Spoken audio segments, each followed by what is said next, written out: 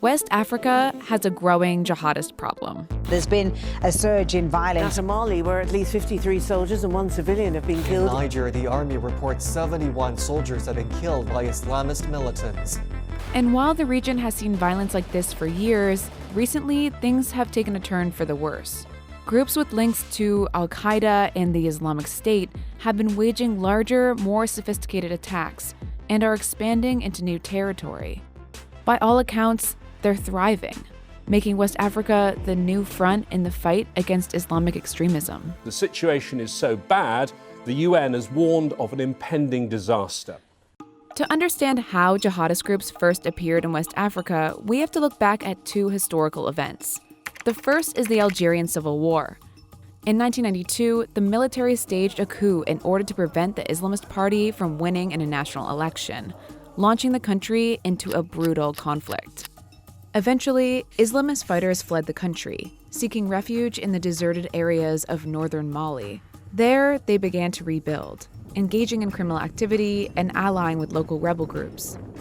The other significant event is the fall of Muammar Gaddafi in Libya in 2011. Gaddafi's regime had been a big benefactor of northern Mali, where the population felt neglected by the Malian government in the south, and the pastoral economy had been decimated by drought. So when Gaddafi's regime collapsed, northern Mali lost its main economic backer, and at the same time, fighters and weapons from Libya flowed into the region. Both of these events gave rise to what happened next. In March, a month-long military coup created a power vacuum that allowed rebels to capture large areas in the north of Mali. That rebellion has since been hijacked by Islamist militants. The French military intervened and reclaimed the north from jihadists in a matter of days, but they didn't defeat them. So over the last 7 years, we have seen a very rapid expansion of violence throughout the region. Violence has also intensified. You only need to look at the figures to realize that. Deaths due to jihadist violence in Burkina Faso, Mali, and Niger have increased 5-fold since 2016, with more than 4,000 deaths reported in 2019 alone.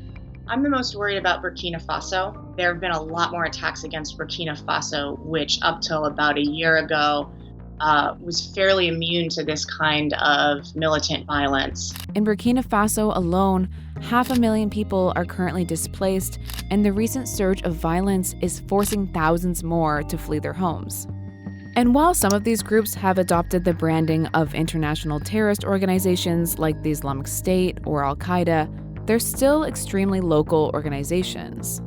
That's actually part of the reason why these groups have been so successful.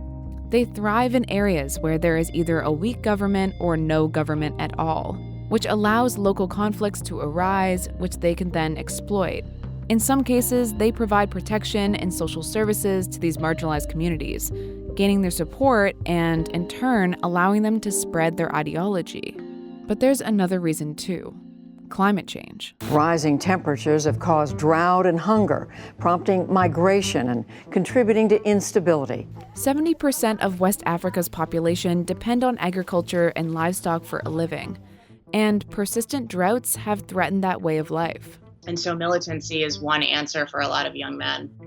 Another reason these groups have gained a foothold in the region is because the militaries in Mali, Niger, and Burkina Faso are weak.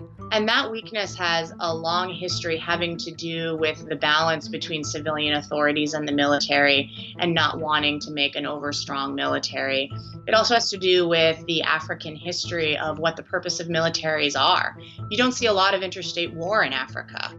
That's just not a part of its history, and so they haven't had the same impetus to build up extremely robust security services.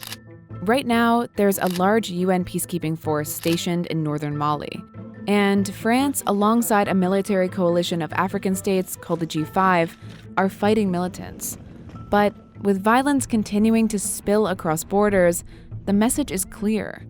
These groups are gaining strength, and the current strategy isn't working. Thanks for watching Global News. If you want to stay up to date on the latest breaking national and international news stories, be sure to subscribe to our channel.